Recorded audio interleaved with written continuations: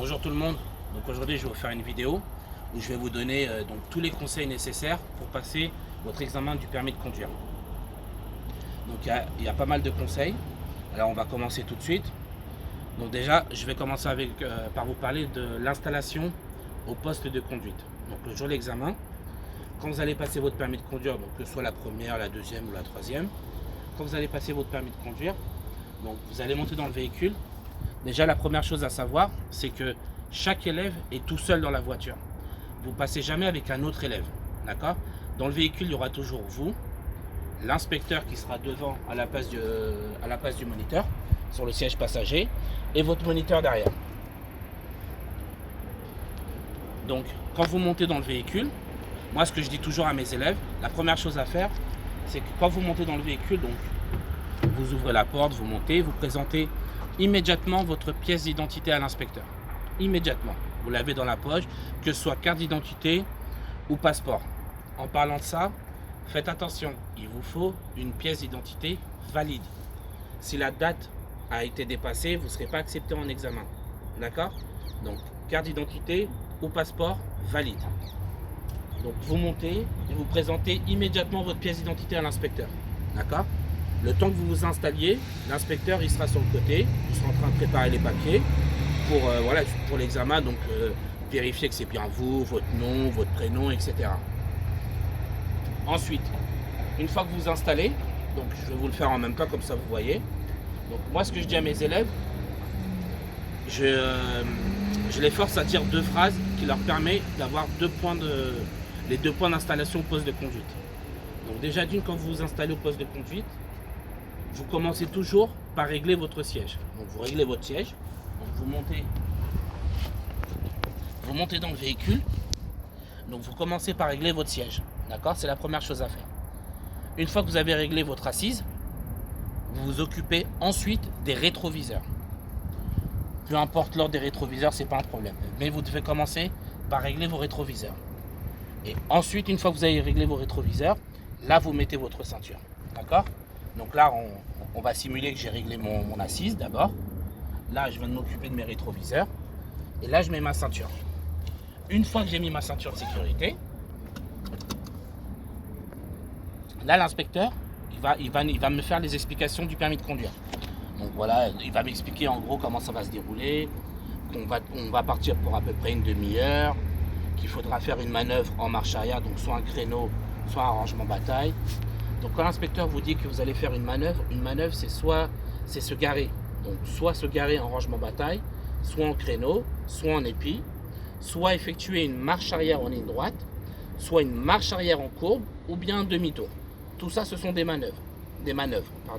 Donc je répète, vous avez rangement bataille, rangement créneau, rangement épi, marche arrière en ligne droite, marche arrière en courbe et demi-tour. Tout ça, ce sont les manœuvres qu'on peut vous demander le jour de l'examen. Le jour de l'examen, on vous en demandera qu'une seule. Simplement une seule. Donc, je disais, une fois que vous êtes installé, donc vous avez fait votre siège, les rétros, et après la ceinture, toujours dans cet ordre-là, vous n'oubliez pas. Siège, rétro, ceinture. Une fois que vous avez fait ça, là, l'inspecteur va vous demander si vous êtes bien installé. Vous lui dites oui. Là, il va vous faire des explications comme je vous ai dit tout à l'heure. Donc voilà, nous allons avoir un examen de conduite qui va durer à peu près jusqu'à 32 minutes. Ça veut dire que ça peut être moins, mais ça ne peut pas dépasser 32 minutes. Donc après, il va vous expliquer qu'il faut être prudent, qu'il faut respecter les limitations de vitesse, etc. Une fois qu'il vous a fait toutes les explications, il va vous dire, est-ce que j'ai été clair pour vous? Est-ce qu'il y a quelque chose à répéter? Ou bien, est-ce que vous avez une question à me poser? Si vous n'avez rien à dire, tout a été carré, tout a été clair, ok. Vous lui dites que vous n'avez pas de questions. Là, il va vous dire, bon, bah écoutez, on peut y aller. À partir de ce moment-là, moi, ce que je dis à mes élèves, et c'est ce qui leur permet constamment d'obtenir les 2 points d'installation du permis de conduire, c'est la première chose, c'est que vous devez demander à l'inspecteur ainsi qu'à votre moniteur derrière, vous lui dites, est-ce que tout le monde est bien installé et attaché? C'est la première chose à dire. Donc là, l'inspecteur et votre moniteur, donc en l'occurrence soit moi, soit votre moniteur si vous venez d'une autre auto-école, on vous répondra oui. Ensuite, une fois que vous avez posé cette question-là, là vous démarrez le moteur. D'accord? Alors, vous devez constater qu'il n'y a plus de voyant rouge. D'accord? Alors, là, je vais baisser le frein à main. Alors, bon, là, il y a le voyant de la portière parce que la porte est allumée, est ouverte, pardon. Vous vérifiez bien qu'il n'y a plus de voyant rouge. Une fois qu'il n'y a plus de voyant rouge sur votre tableau de bord, là, vous lui direz à l'inspecteur, il n'y a plus de voyant rouge sur mon tableau de bord, nous pouvons partir. D'accord? Alors, je vous précise, sur les Citroën C3, dont ma voiture, les voyants mettent du temps à s'éteindre, les voyants de la ceinture. D'accord? Ils mettent du temps, mais bon, l'inspecteur le sait. Ils ont l'habitude de ces véhicules-là. D'accord? Donc, même si le voyant rouge est encore allumé de la ceinture, alors qu'on aura tous mis nos ceintures, vous pouvez quand même dire la phrase. Je parle bien, ça c'est valable pour les voitures Citroën C3. Les autres véhicules, je ne sais pas comment ça fonctionne, mais je sais que pour les Citroën C3, c'est comme ça que ça se passe. Les voyants mettent du temps à s'éteindre, c'est la voiture. D'accord? Donc, vous lui direz, voilà, malgré les voyants éteints, allumés, vous lui direz quand même, voilà, il n'y a pas de voyant rouge, nous pouvons partir. Donc, je répète, 2 phrases. Première, est-ce que tout le monde est bien installé et attaché? Donc là, on va vous répondre oui. Et ensuite, une fois que vous aurez démarré le moteur et une fois que vous aurez baissé le frein à main, là, vous direz, il n'y a pas de voyant rouge sur mon tableau de bord, nous pouvons partir. D'accord? Et là, vous avez pris 2 points avant même de commencer le permis de conduire. Ensuite, alors, j'ai pris quelques notes.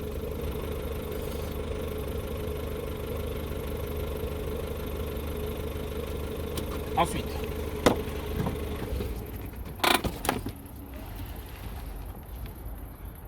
donc, ce qu'il faut savoir également, c'est que le jour de l'examen, il ne faut pas hésiter à faire répéter l'inspecteur. Il va vous donner une direction. N'importe quoi, vous suivrez Paris. D'accord? Donc voilà, vous n'êtes pas sûr de l'avoir bien entendu, avec un peu de stress ou autre, vous n'êtes pas sûr. C'est pas grave, vous le faites répéter. L'inspecteur, pendant l'explication, avant de démarrer le permis de conduire, il va vous le dire. S'il y a une de mes directives que vous n'avez pas bien compris, n'hésitez pas à me faire répéter, je suis là pour ça. D'accord? Donc, ne vous dites pas, oui, en gros, je vais saouler l'inspecteur, et voilà, il va m'enlever des points parce que j'ai pas bien compris ce qu'il m'a dit. Non! Son boulot, justement, ça fait partie de son travail, c'est de vous répéter si vous n'avez pas compris. Donc, n'hésitez pas à faire répéter. D'accord?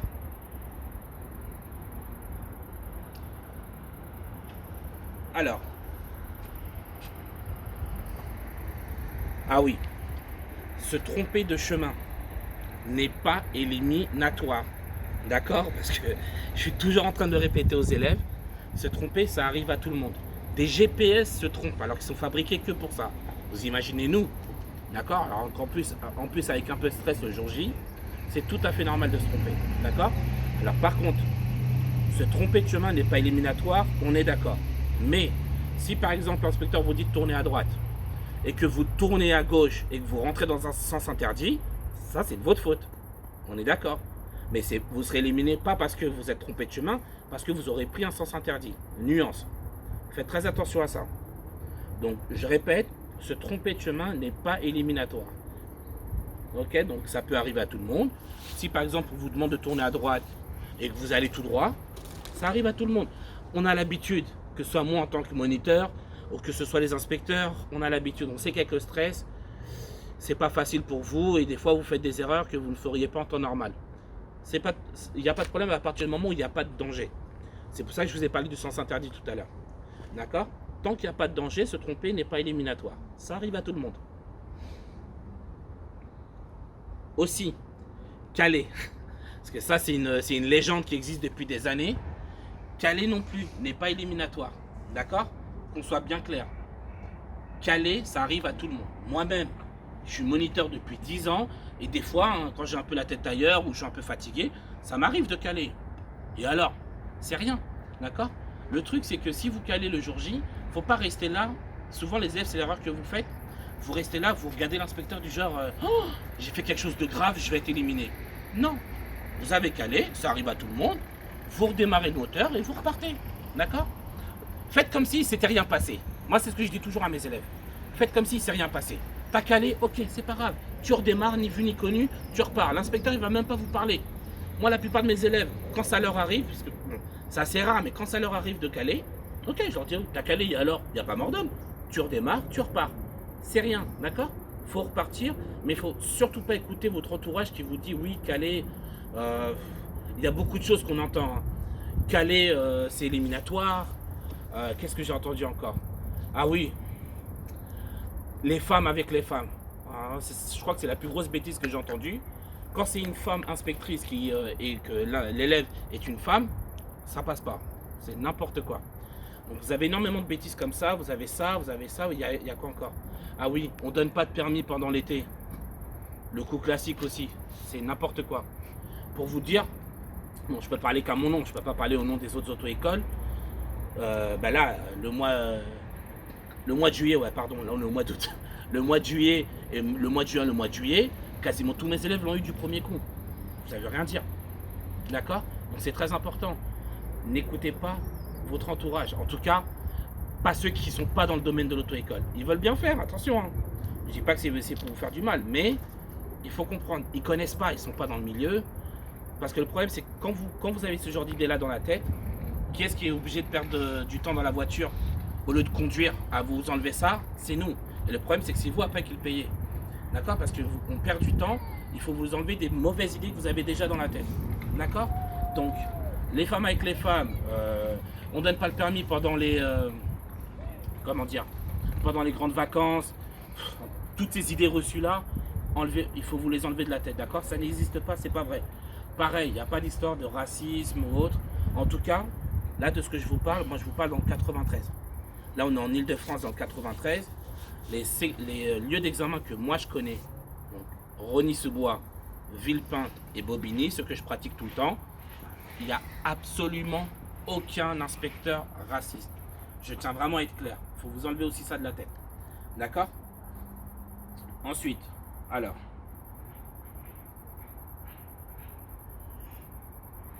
Donc, comme je vous disais tout à l'heure, l'examen dure jusqu'à 32 minutes. C'est pas obligatoire que ça dure 32 minutes. Ça peut très bien être moins, mais ça ne pourra pas être plus. 32 minutes, c'est le maximum. Moi, ça m'est déjà arrivé en examen. J'ai eu une élève qui passait son permis et on est arrivé dans les bouchons. D'accord? Bon, c'était un peu bouché. Et son examen, je crois qu'il avait duré à peu près 45 minutes. Mais l'inspecteur, il a regardé sa montre. À partir de 32 minutes, il a dit à mon élève, voilà madame, votre examen est fini. Votre examen est fini. À partir de maintenant, tout ce que vous ferez ne comptera pas. Donc en gros, vous grillez un feu ou autre, j'en tiendrai pas compte. Parce que l'examen était terminé. D'accord? Donc je répète, l'examen peut être terminé avant, mais il ne peut pas dépasser 32 minutes. D'accord? Ensuite, pendant l'examen, l'examinateur, il va vous faire des remarques. Ok? Ça pareil, il va vous le dire quand vous allez commencer juste avant l'examen, quand il va vous faire les explications, il va vous dire voilà, je vais vous faire des remarques, d'accord? Mais elles sont là, prenez-les comme des conseils. Je vous donne un exemple. Vous allez rouler, comme j'ai dit, toujours avec un peu de stress, vous ne pensez pas regarder souvent derrière vous. Parce qu'il faut toujours regarder derrière avant de freiner. D'accord? Vous ne pensez pas regarder derrière vous. L'inspecteur va vous dire, voilà, monsieur, madame, pensez à regarder derrière vous. Les remarques qu'ils vous font, ce sont des conseils. En gros, ce qu'il faut comprendre, c'est que regardez derrière vous, j'ai pas envie de vous éliminer à cause de ça. C'est exactement le message que vous devez comprendre. D'accord? Donc, les remarques que l'inspecteur vous fait pendant l'examen, elles sont là pour vous aider. Utilisez-les comme telles. D'accord? Si vous dit pensez à contrôler derrière vous, faites-le. Il est en train de vous prévenir. Fais-le, sinon je vais être obligé de t'enlever des points ou, pire, de t'éliminer à cause de ça. D'accord?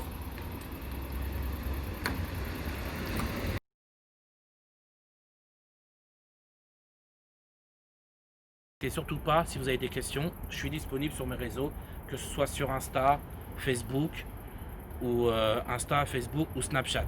D'accord? Donc là, ils sont inscrits ici. Et je vais vous les mettre en description. Voilà, n'hésitez pas à vous abonner à ma chaîne YouTube. D'accord? Donc vous vous abonnez. Et si vous voulez être au courant des prochaines vidéos, parce que je vais en rajouter d'autres, toujours dans le but de pouvoir vous apporter un maximum d'aide, n'hésitez pas à activer la cloche de notification. Comme ça, moi, vous serez au courant des prochaines vidéos que je vais mettre. Sur ce, passez une bonne soirée et au plaisir. Au revoir.